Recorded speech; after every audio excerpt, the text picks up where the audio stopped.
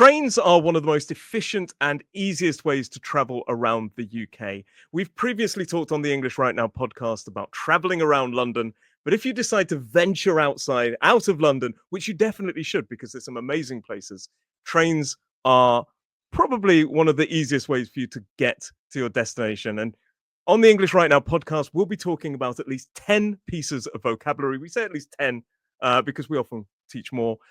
10 pieces of vocabulary related to trains. And joining me, of course, is my dear friend Rob. Hello!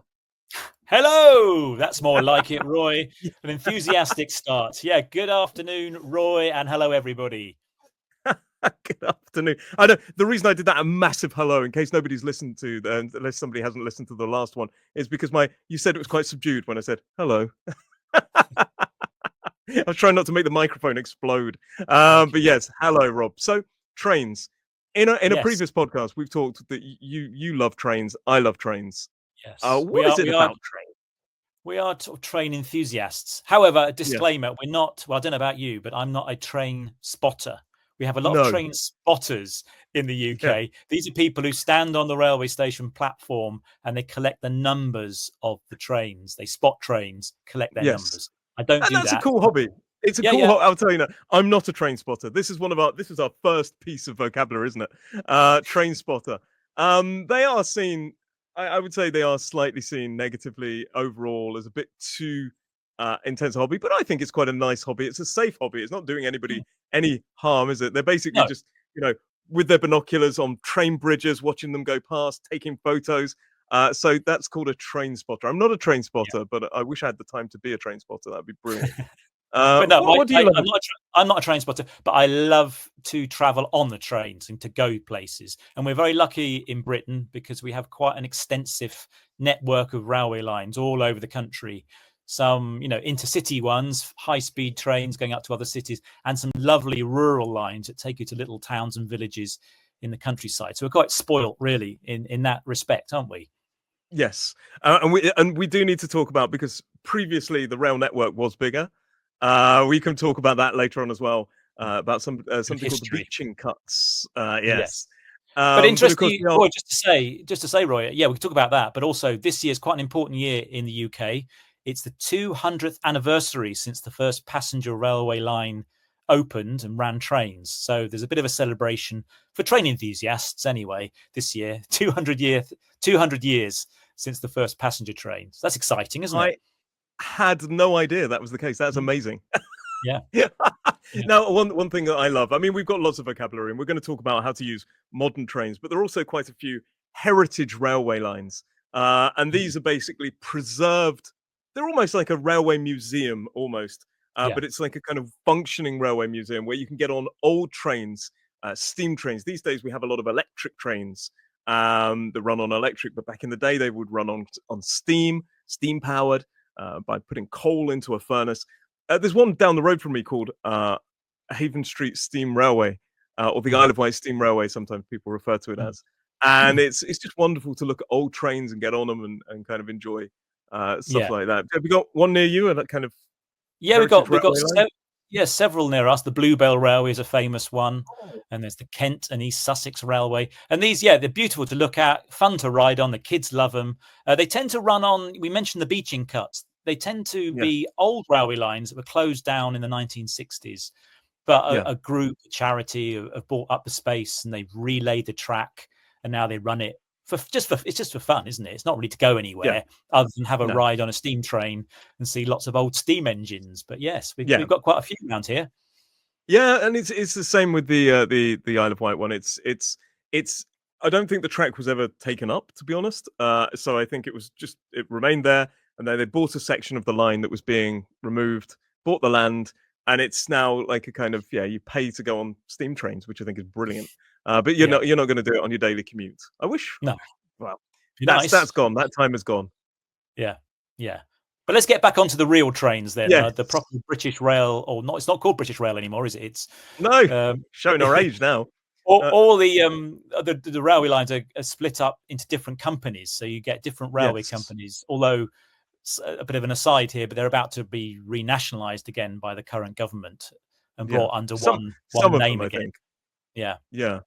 And absolutely, a lot of companies operate certain lines, and I think we need to sort of talk about what you should do to get your tickets. So first of Mm. all, we definitely need to say, there are you don't need to worry about the companies, not really. So you No, can no. just get on and you can, you don't need to worry about that as long as you have your ticket.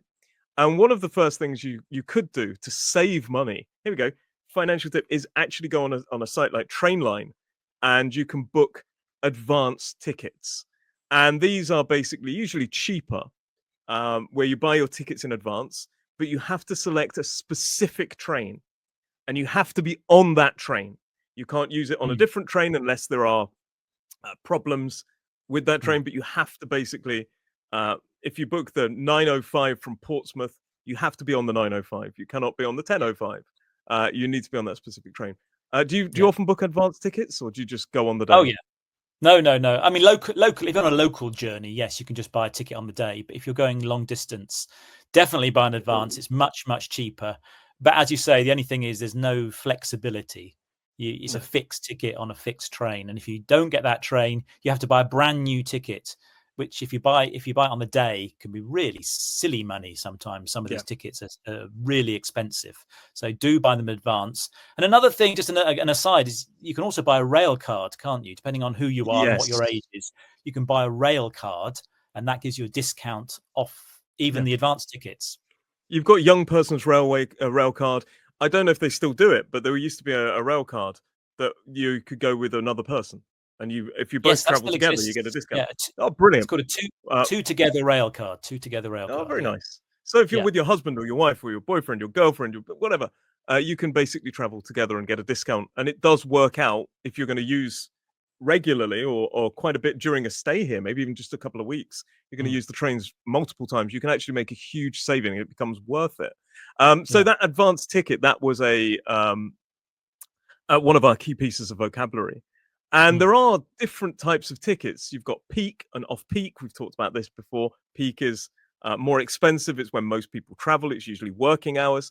And you can buy single mm, tickets, which are one way. You can use the word single or one way, a single to London.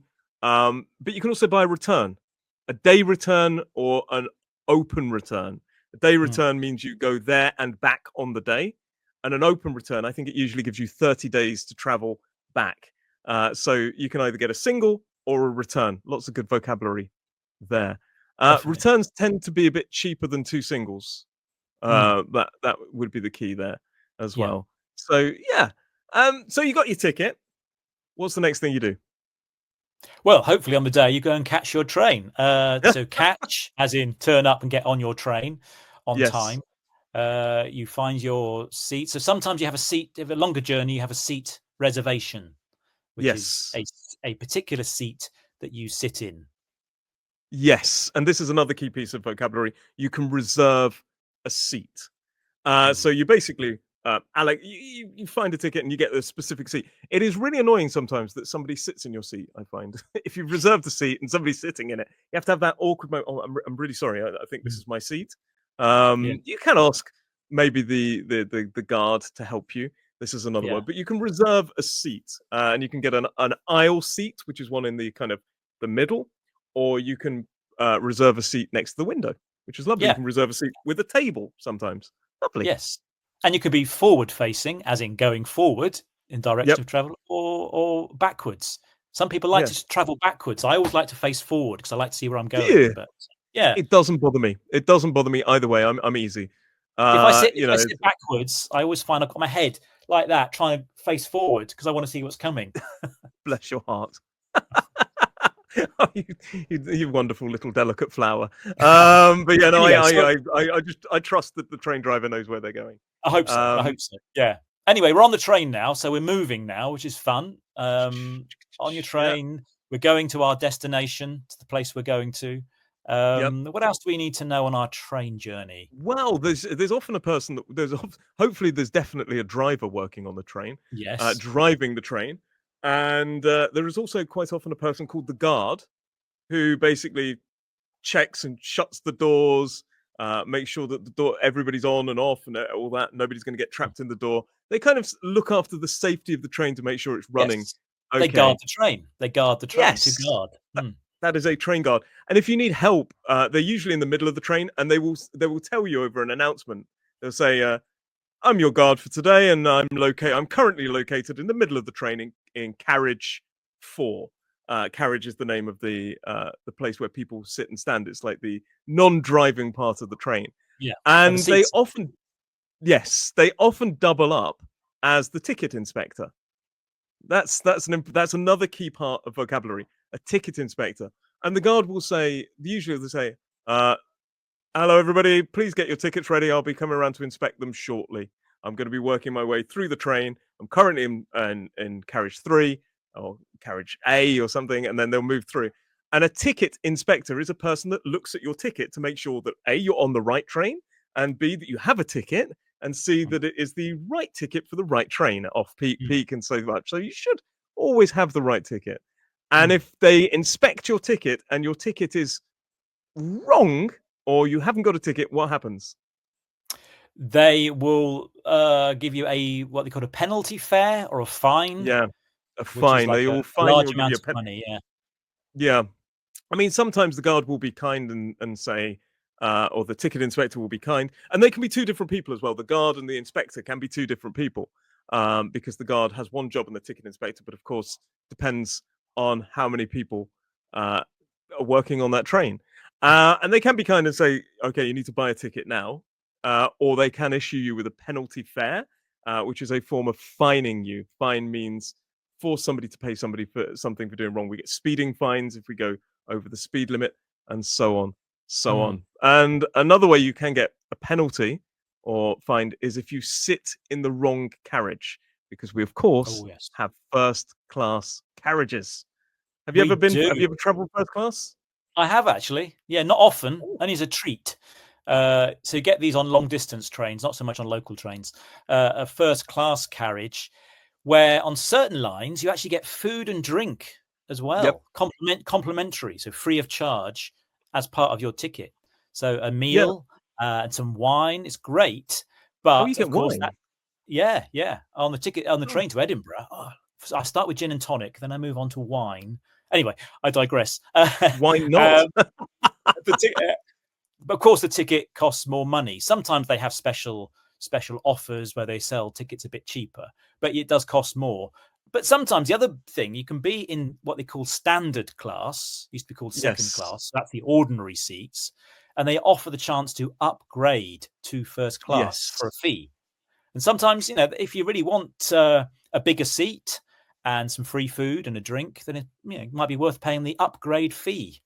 Yes. So upgrade is one of our keywords. To upgrade, the opposite is to downgrade, which means to make it less or worse, for example, sometimes. And first class is that thing. I've traveled in first class, but I never got wine. I was given coffee and tea, scones, the bigger seats, the more space, and there are less people in there. So there. And if you sit in first class, but you only have a standard class ticket or a standard ticket, they don't even use the word class, do they? I think. Then you will get a penalty or asked to move. This is a thing as well. So first class is a great way to travel if you're going a long distance. I love that you said free food. I'm gonna say no, it's not free. You pay more. Yes, you pay more for the pleasure, my friend. Oh gosh. Yeah. So yeah, that's always a thing, isn't it? It's like, oh, complimentary food. Okay. But there you go. So yeah, we've talked a lot, and then I love traveling on the train. We can talk about the Beeching Cuts and even our favorite trains as well in a moment. But there are sometimes issues with the trains. Sometimes the trains are cancelled or delayed. Delayed means if there is a delay, we usually use the noun. It means the train is late or running late. And quite often, if there is a severe delay or a set amount of time, you can actually get a refund of your ticket or a partial refund of the cost of your ticket. And that's a lovely feeling when you're annoyed by the delay, but suddenly you get money back in your account. So yeah, refund is where we get money back. So a couple of good words: delay and refund. There. Have you got refunds? Do you several times? Yeah. I mean, this system they've set up now is called delay repay. It rhymes, Ooh, doesn't it? Delay, repay. does. Yeah. So if you Yeah. get delayed, you get repaid. And yeah, I've had some good refunds on trains where I've been delayed for an hour or more, and I've got all my money Yeah. back, which is great, unless the delay has caused you a big inconvenience. You know, if you miss a wedding or a party, then Yeah. no refund is going to compensate for that. But if you're not in a hurry and you get your money back because you're an hour late, you think this is great. It's a free journey. Yeah. Is yeah, absolutely. And well, I live on the Isle of Wight, as you know, and the only way to get to the Isle of Wight from the mainland is by boat. And if the train is delayed and you miss that last boat, it is really, Mm, it isn't great. mm, No refund is going to make you feel better. You have to go for a different boat, a bigger boat, which is slower, and it can be quite an exhausting journey mm. if you're not careful. But and the other thing we need to we need to mention, there are certain carriages on the train. We need to talk about the do's and don'ts. I mean, one of those Mm. things is not making too much noise on the train. So we've talked about, you know, not sitting in the wrong areas. Make sure you get on the right train. Make sure you're, you know, make sure you get on the right train. Um, you know, don't sit in somebody's reserved seat. But a key one is making noise on the trains. We've talked about Yeah, this before. There yeah. are specific carriages called quiet carriages. Quiet carriages. This is one of our vocabulary uh, examples here. And they are carriages where you shouldn't talk overly loudly, and you certainly shouldn't use your phone, and you shouldn't be listening to music.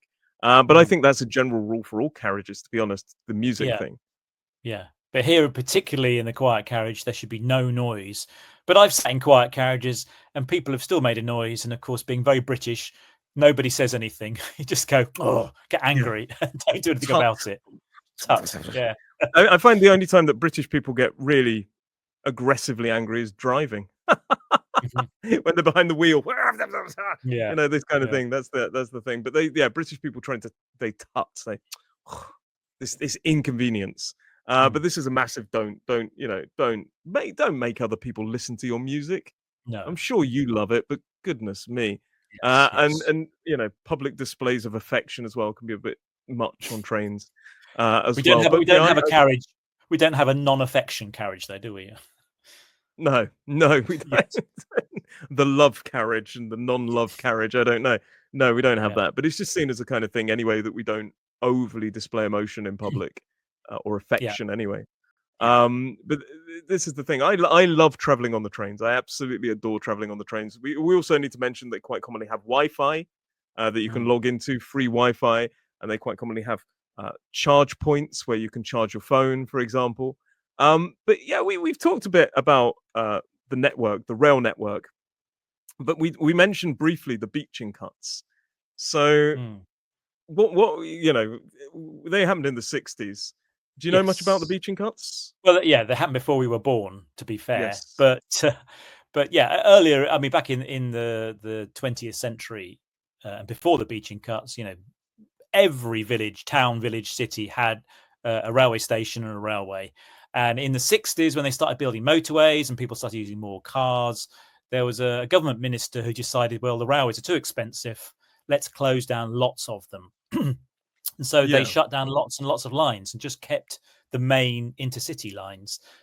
But interestingly, more recently, people, you know, more worried about the environment, and because the roads are really congested and busy, they started opening up some more railway lines now and opening up new railway Yeah. stations again. So it's kind of going almost not completely, but Back. sort of full circle, you No. know.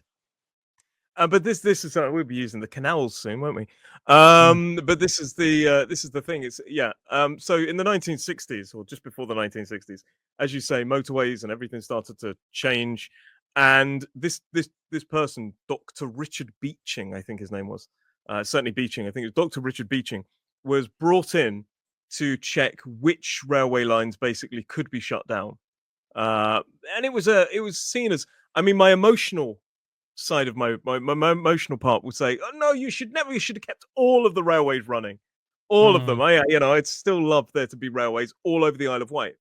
mm, But my logical sort of side of my brain will say to me that, yeah, it was done to save money and to preserve the rail network. It was losing a lot of money. Of course, it was nationalised at the time, so it was costing the government a lot of money. So yes. Dr. Beeching came in. I believe he was from a business background anyway, or a financially analytical background, and he came in and basically analysed which railway network should be shut down. I think he did 2 reports. The first one got rid of some, and the second one got rid of some. He actually wanted to cut far more than they did cut, but they ended up preserving quite a few lines.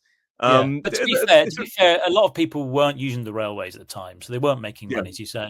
So they had to be cut. But again, interestingly, more and more people are using the railways again now. They're really popular again, trains, and a lot of trains are busy again, aren't they?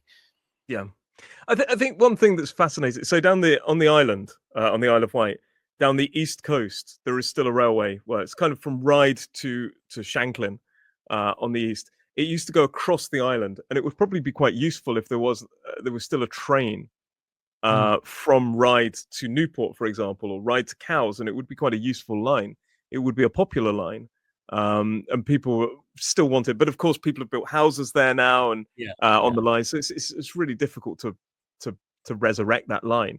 And likewise, as I say, the Wootton to kind of part of Ryde is now a heritage railway. So I've got a station in my local town, but it's a heritage railway, so it's not really a functional railway. Although whenever I look for properties on things like Rightmove, it tells me there's a station close by. Not very useful. Not useful, but fun. But interestingly, I mean, but other lines are opening up, and they're opening a new line. Well, it's an old line. They're reopening from Oxford to Cambridge, which is now being rebuilt and opened up again. So, there is that demand. I think Britain generally, we're a nation of, I wouldn't say train lovers, but train travellers. I think trains and railways, they're the most common way to travel around. I think generally we don't tend to, there are internal flights, but it's not so much flying, is it? Because we're not a particularly big country. I think trains are the main form of transport, really. Yeah, I think it would be a bit excessive to kind of fly from Bournemouth to London, for example. I think it would be easier to catch a train. But that's just my personal thing. I'm sure there's people out there going, "Oh no, I love traveling by plane," but it'd be so up and down. I think even the flight to Edinburgh is so quick. Edinburgh, I kind of get a bit more because it is a bit of a distance. But this is the thing. I think that the railway networks are lovely. And one thing I love, before we talk about, we're going to have to end with our favourite trains. But if you indeed have one, I've got 3 that I have to mention. But the one thing I love is where the train lines used to run, and the Beeching Cut took them up. Quite often, especially where I walk on the Isle of Wight, you can see still they've turned a lot of them into kind of paths for walking. So they've taken the trains up. Yeah, cycle tracks and paths, and people go running there and walking there because they're usually quite picturesque and beautiful. But you can still see some of the bridges and some of the kind of the tunnels. Sometimes you can still see just down the road from me. There's a place called Whippingham, and you can see the old station house. It's still there. The station is still there, but it's now a house, and you can see the platform still in the undergrowth. It's grown over with all the vegetation and the weeds, but you can still kind of see the platform. And I think that's brilliant that you've just got this kind of railway history. You still get that around you as well, or did they? Yeah, no, definitely. There's lots of old bits of railway. I mean, luckily we've still got a very active railway line here where I live in Kent, still running up to London. You could be in London in half an hour, trains every half an hour. So they're still running here, luckily, not all closed down. Yeah, no, that's you're very lucky there. But I love it. I love it when you're kind of traveling around and suddenly you see something, you're like, that was a railway building. Because you can identify, they've got sort of brickwork, and the design of the buildings are very obvious. I think there's a warehouse in Newport on the Isle of Wight that you can see was a railway sort of warehouse of some sort. It's just kind of derelict now. But I love that. And that's one thing. So do you have a favourite train? Well, my favourite train has to be the iconic Intercity 125. Oh, what a peach! A high-speed diesel train. It was developed in the 70s, and they ran on mainline railways, and now there's still a few running, but not many now because most of the trains are electric. But the Intercity 125. How about you, Roy? The Intercity 125 is arguably my favourite train that existed within my lifetime. I love the Intercity. The smell of them, the kind of sound of them pulling in, the look of them. There was the Intercity 225, which came later, but for me it didn't work as well. It worked, functional train, but it didn't look as stylish. But I have to say that, and if we're going by individual trains, I'm going to go back to Nigel Greasley and his Mallard. Not a duck. No, the Mallard train is a famous train, and the Flying Scotsman, of course. So you can't, Yes, so those the two trains Mallard was broke the record, didn't it, for the fastest ever yeah, steam train? That was the engine. yeah. It's Nigel Gresley was the designer, Sir Nigel Gresley, and Okay. I assume he was a sir. He was Sir Nigel Gresley, and yeah, It's the worth it's Mallard. worth noting. It's worth noting to anybody out there who is a bit of a railway geek, railway buff, as you like to call them. If you do come Yeah. to the UK, go to York and go to the Yes, city of York. Go to the National Railway Museum. It's a free museum and it has loads of trains on display. you can see an Intercity 125, and you can see Mallard. So it's not the Mallard, but it's called Mallard. The train is called Mallard. It's a beautiful blue A4 Class A4 train, and it used to run on the LNER line, which was the London Northeast Railway, and of course so did the Scotsman, the Flying Scotsman. It used to run on there as well, and Mhm. that was a beautiful train as well. Beautiful green train. They changed colours over time for it during certain periods of time. But the Mallard is known as being this beautiful blue train. Absolutely love it. And you're absolutely right. I went to York recently. What an amazing place. And it's free to go in. You can see so many stunning trains. We are starting to sound a bit too Yes. train. I think I'm going to go out and spot some trains in a bit. Yeah. I think we need to take a cold shower now, Roy. Yeah, definitely. There's actually a model of the Flying Scotsman up behind me as well. But there you go. So on that note, we've learned lots of good vocabulary, things like train guard, ticket inspector, advanced tickets, singles, return, train spotters. We forgot to mention one thing as well. Stop. That's something we did want to Stop. mention. Goodness Yes. me. Yes. Stop. So we often say you can say stations, but we talk about stops. How many times the train will stop? So you might say there are 17 stops to London. So a stop is basically a place where the train Yeah. stops for a period of Yeah. time. We talked about, yep, The guard might say, the next stop is York, is for example, meaning the yeah. next place the train will stop at, the next station. Yeah, that's it. And sometimes they'll say the next stop is York, where this train will terminate, which means it Yeah. stops running and that's it. Of course, we also had reserve a seat. We had delays, refunds, quiet carriages, first class, upgrades, fines as well, penalties as well. We learned lots of vocabulary. There's much more than that. We've talked about favorite trains and so much so. But I hope you've enjoyed listening at home. Please do let us know in the future what other things you'd like to learn with the English Right Now podcast. Lots of good vocabulary related to trains. I think we could probably do a whole podcast series on trains by the sounds of it. But thank you very much for listening. And Rob, thank you for joining me and talking about one of my passions of life. It's been fun, Roy. Thank you. See you next time. It's a pleasure. Take care. See you later. Bye.